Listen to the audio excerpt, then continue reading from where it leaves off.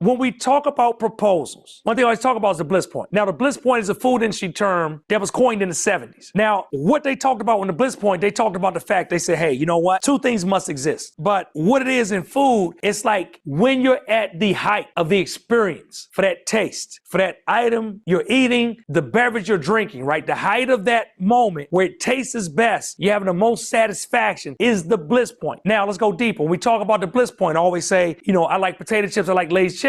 So as a fan of Lay's chips are best. If they crunchy, but they don't have salt, it's not the same. They gotta be salty and crunchy. I like Coca-Cola, right?